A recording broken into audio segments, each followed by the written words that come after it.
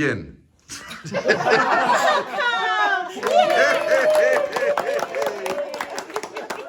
We're like a reality show. Welcome to the 31st annual Hamblin reunion. Woo! Yeah!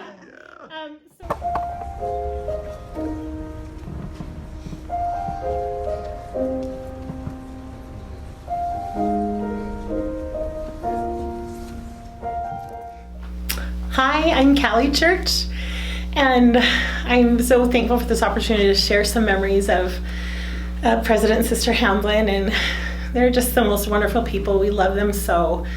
And Sister Hamblin, I always remember the first thing when she'd stand up at the pulpit, she'd always say, "Elders and sisters," and then her lip would quiver and she'd start to cry, and we always knew how much she loved us. And I remember one mission reunion when she made every missionary like a big Ziploc of chocolate chip cookies.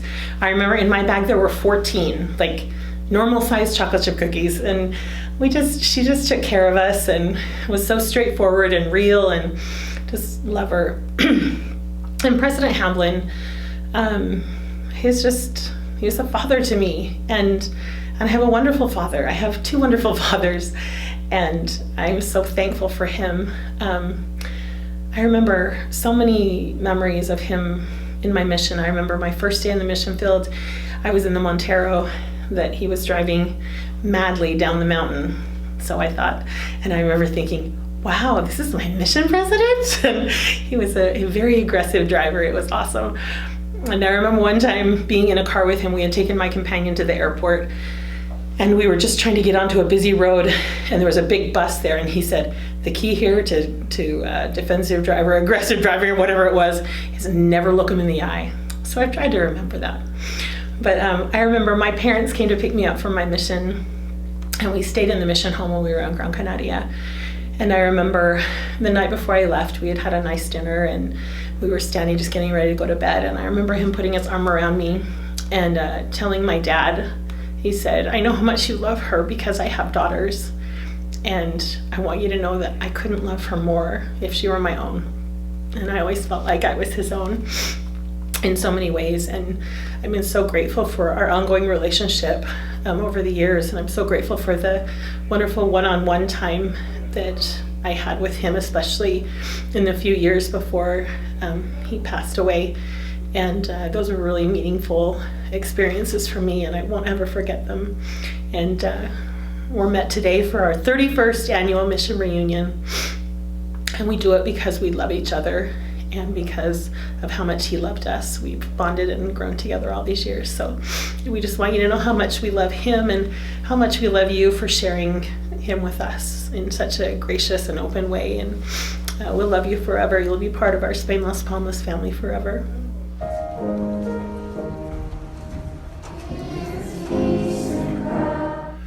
Hi, Hamblin family. I'm Andrew Anthony. I was in the Spain Las Palmas mission from August 1989 to 1991.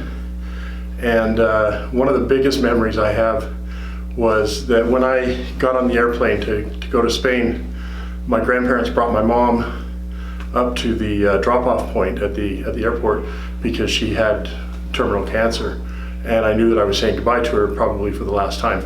A few weeks later, my companion and I were in our apartment, and it was lunchtime, and there was a knock on the door, and we were kind of surprised because people didn't come visit us, and it was President Hamblin, and he had come personally to bring me the news that my mother had passed away.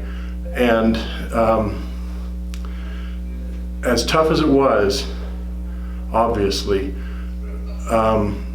he was immediately there for me. And that's something I will never forget. The spirit was there so strong, and it really gave me the strength that I needed to keep going and to be able to continue with my mission and to finish my mission. And I recall on that day that he asked if we could say a prayer, and he prayed and blessed me to have the strength to continue to go on, that he knew, that my mother knew that I was about the Lord's business, and that I would be comforted, that I would be supported, and it helped me to be able to center and be able to focus on going back out and doing the work. I think had he not done that, who knows how I would have reacted. It could have been a real disaster. And you know, the tough thing is that I was not the only missionary in our mission that had a parent pass away. He had to deliver the same message to, I know of at least 3 others, maybe 4, that lost a parent while we were all on the mission. And when I think about what he had to go through, knowing that it was going to be difficult, knowing that he was bringing the worst kind of news that you could get, my hat's off to him to be able to have the strength to do what he did and to be there for us and let us know that we were supported and loved. And he's always in my heart. Sister Hamblin, I don't remember which one of the kids it was. I think it was it Troy that was on a mission the same time that we were? And every time Hermana Hamblin would get up to bear her testimony, she'd look out across at all of us and she'd say, my beloved elders and hermanas. And then she'd look up at the ceiling and we could see her eyes welling up with tears, and we'd just go, oh, because we knew that she was thinking about her son that was on his mission. And she was just always so sweet and always so loving. And I loved the recipes that she gave us. It breaks my heart that I've lost them, you know, in the last 30 years somewhere. She had the best clam chowder recipe, but she was always so sweet and wonderful too. Love your parents, they're always in my heart. Okay, I am Hermana Linda Longhurst, now it's Wynn, and I served in the Canary Islands from I arrived in the Canaries in December of 1989 and left in April of 1991. And one of my memories about President Hamblin is he had to come and tell me that my grandmother had passed away. And I honestly think it might have been harder for him than it was for me. He was so sweet and gentle about telling me. And another memory is kind of a weird one. I remember we were in Las Palmas for some reason, like a zone conference or something, and maybe it wasn't Las Palmas, come to think of it, but I was walking with President and Sister Hamblin and a few other sisters. And Sister Hamblin shared a story about one of you girls. I don't even remember which girl it was, but President Hamblin felt like she maybe shared, like Sister Hamblin had maybe shared a little bit too personal of information with us sisters. I think we thought it was girl talk. But I remember watching him handle that and letting his wife know without making her look bad, but just like resolving the situation so that the personal information wasn't shared, but also he still showed respect for his wife. And I remember thinking, I'm gonna tuck that away for when I'm married and try to have that skill to respect my spouse and my children at the same time. So yeah, kind of a weird one, lots of others, but I just remember him being a great man. Bye. Okay, I'm Elder Adam Hyatt. I served in La Palma, Tenerife, and Gran Canaria under President Hamblin and President Francis. And I was so grateful that I was called to the Las Palmas mission. And I think one of the reasons I was called there was to be with President Hamblin, because he was such a wonderful example of a kind man who was very spiritual. And one thing I remember about him is he always used to say, we gotta play hard, and we gotta work hard. And so they would always do some kind of fun thing before we had a mission conference. I remember one time we went to the beach and did like volleyball or something. Another time we went to the, I think it was Gran Canaria. I think we went to the southern part of the islands and enjoyed the beach there, and then had a mission conference. And that's something I remember he did even after the mission, when we had mission reunions. I remember one year they had water skiing. I didn't go, but I thought it was great. They did water skiing and then a mission reunion, and usually there was a temple session associated with it. But President Hamblin was always so wonderful and so kind to everybody, but he was also very practical. And I remember one time we were talking to a member, and the member was asking us to do something. I don't even remember what it was, but President Hamlin's like, he needs to be more grateful. Be grateful for what he's doing. His name was Victor, and he was from Russia, and he was living on a yacht in Las Palmas. And we're like, Victor just needs to be grateful and come back to church. So he was also very practical and firm, but he was so loving and kind. And to me, he was like a father figure, and I didn't even realize that until probably 10 or 15 years after my mission. One time a guy asked me, so who's that person other than your father who was like a father figure in your life? And I realized it was President Hamblin. He was always such a wonderful and caring person. The kind of person you could trust, the kind of person that everyone loved. And they would always confide in him, and he always brought the Spirit in all of his meetings and teachings. And I will miss him, and I'm also grateful for the sacrifices of family members, his wife and children. But it was such a blessing to be there and to be called to the Lord to serve and to share the gospel. And I'm grateful for my time there. And thank you for giving me this opportunity to share.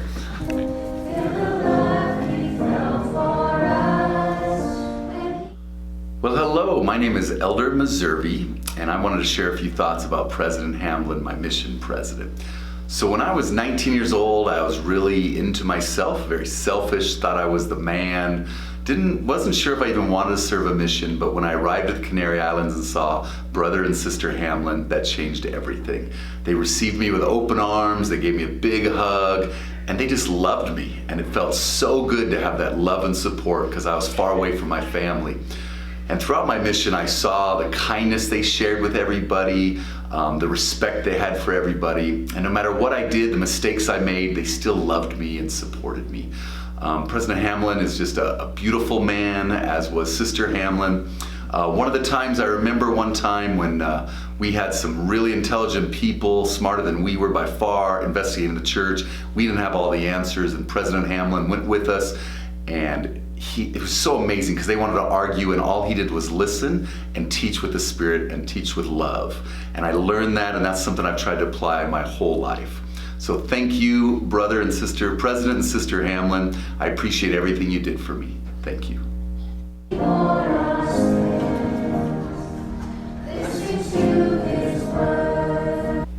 I'm Hermana Ralph, Susan Ralph Trump.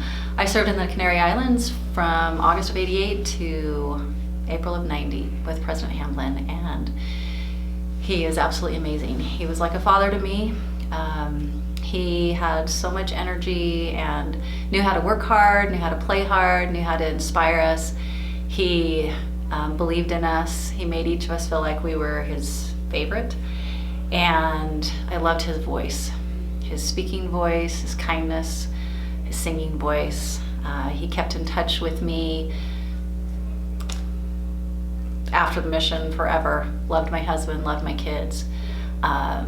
When my husband was diagnosed with ALS, he called me and expressed his love to me. But I always knew I could turn to him about anything I needed. He inspired me to be a better person and made the mission an incredible place to be. And he just changed my life.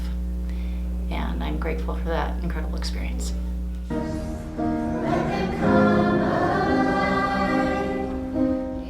I'm Elder John Webster. I think my biggest memory of President Hamblin is going to be similar to everybody else's. It's always the big abrazo.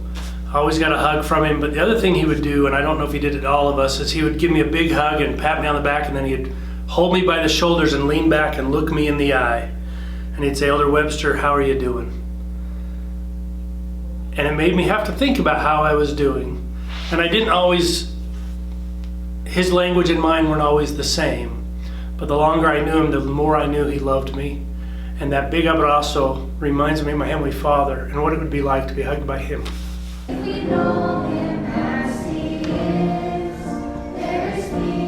Robert McBride served in the Spain Las Palmas mission from, I didn't get to the mission until October of '88 to August of '88. The thing I remember most about President Hamblin was his hugs.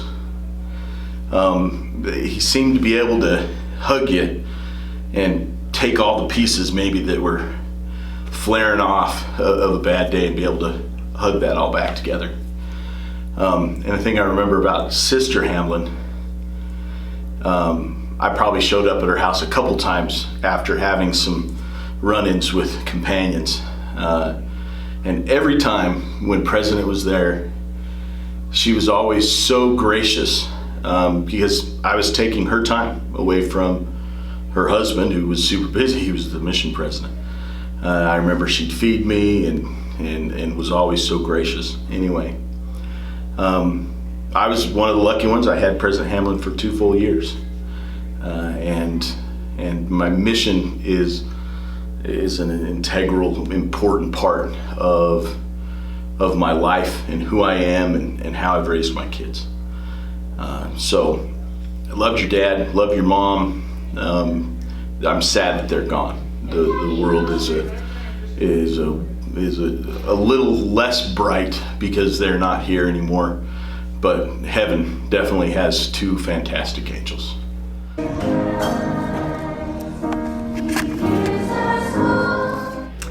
Hello, I'm Connie Callan. I served December 89 through April 91 or 90? I can't remember. 91. Anyway, I had President Hamblin as my mission president the whole time. And I would always sign my weekly letters, Hermanita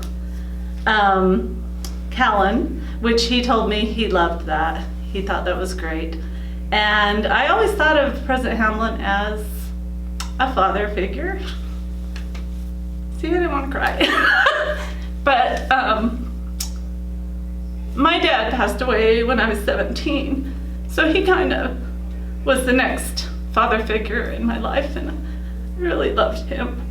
I didn't get to see him as much as I would have liked to, but I was grateful for the time we had on the mission and all the mission reunions and the times we got to go together. We did go boating once at a mission reunion in Arizona, and I could not get up on the skis. And I remember him saying, okay, one more time.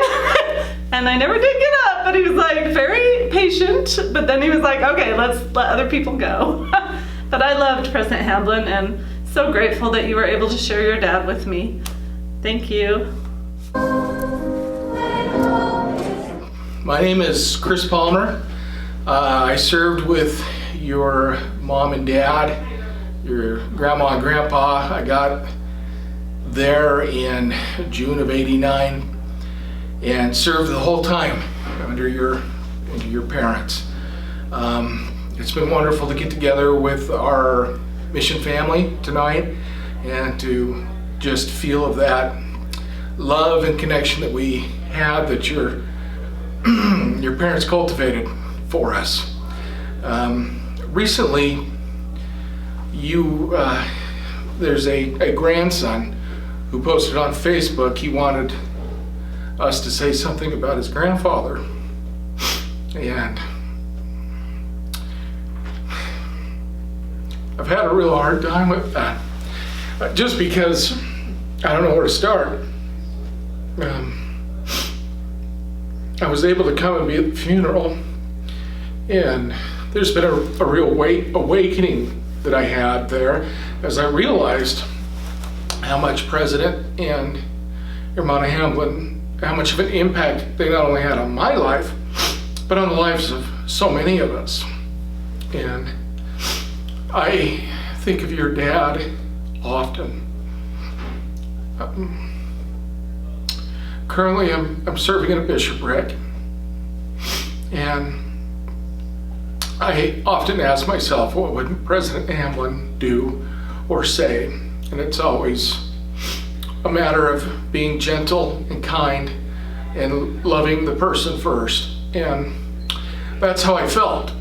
An experience I had with your dad or your grandfather. I'm going to try to pull it together here. I have a hard time talking about him. I was sick on the mission. I deviated something. It was nothing serious, but I was miserable for part of my mission.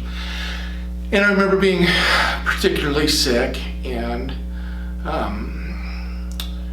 and I called my parents without permission. This was back in the day where you just didn't call home. And my parents, of course, my mom, panicked and called President and said, hey, her son seems to be sick. What can be done? Do you know about this? Well, later that week, we had a conference up in the city of Vecindario. And I remember him pulling me aside and saying, hey, I know you called your parents. And instead of criticizing me or chewing me out because I broke a mission rule, he said, I'm worried about you. And to be honest, I'm a little worried that you wouldn't talk to me. And that was one of many points in my, I sound like a SEAL. That was one of many points in my mission where he became another father figure to me. So this last year, I've spent a lot of time on Facebook, something I've never done. I don't like social media very much, but I knew how to reach out and talk to my companions. And it's been fun. I've reconnected with Chris, whose lovely wife is here with me right now, Chris Maservi. We actually found out we were living in the same state, but didn't know it because of COVID. And we ended up getting lunch, and that it just started the snowball effect. And of course, Hermana Church is always in the middle of any kind of a snowball in our mission, which has been wonderful because she is the Leona of our mission. She just knows what's going on with everybody and knows where everybody's at. And it's been a wonderful year to go back and talk about these things and laugh and cry and to think about President and Sister Hamblin. I sometimes fail to include her, but she was wonderful. A funny story about your mom / grandma. Like I said, I was just having all these sinus problems, so I had migraine headaches. I couldn't sleep. I had a deviated septum, didn't know it. And I had gone into the mission office. I didn't have a tie on, but I had my white shirt and tag on. And I was going there, something to do with getting a referral to go to the English hospital there in Las Palmas. Sister Hamblin was coming out of the front door of the building that the office was in when I was there. And she said, Elder Palmer, why don't you have a tie on? I said, well, Sister Hamblin, I don't feel so well. And she said, Elder, we all don't feel well some of the time. Just buck up and get going. And I have lived my life according to that. At the time I thought, well, how dare she? I'm not feeling well. Why can she tell me what to do? And she was right. And there were lessons just like that, some soft, some hard, that your parents taught me. And, okay, I'll tell one more. Do we have a time limit on this? So I own a kitchen and bathroom modeling company here in St. George, Utah. And there's a cabinet shop next door to us, and we do a lot of business with them. And one day I got with the salesman over there, and I said, look, I got a job out of town. Why don't we take a car together and we'll drive up there and measure this out and come up with what we're going to do. And on our travel up there, I come to find out that this kid, Jeremy Phelps, I guess he's a friend of Dusty, and he just, once we figured out that we both knew President Hamblin, he called him Kay. He said, Kay gave me my first Pepsi or Coke or whatever. He said, he was there for me at a really hard time in my life, and I consider him to be a father figure to me too. And I know he was sad because he wasn't able to get to the funeral, but you know, the impact that they've had on the lives of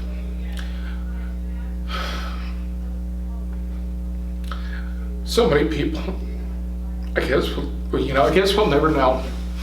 And if I can pull it together here for a second, I just want to say thank you. I gave a testimony of the church on my mission. They're a big part of that. And I will always remember them and be grateful to them and for you for sharing them with us. That has to do with the Spirit, I think, that kind of seals it as love of the Lord. That makes a difference every time and becomes a gift to us that we don't ever forget. I think that's why missionaries, look back and just love their missions so much, because that's where we really learned those things, just by doing them. We watched our parents and we learned a little when we were young, but to experience it and prepare ourselves to do it and make a difference, that's where we learned, when we were missionaries. Yeah. There is the potaje. Because most guys, it was Elder Anthony and his you'd have son to right throw in the there. lentils and maybe some bouillon. There's That's about Sister it. Church barking Maybe a out couple orders potatoes. as usual. Man, you were like.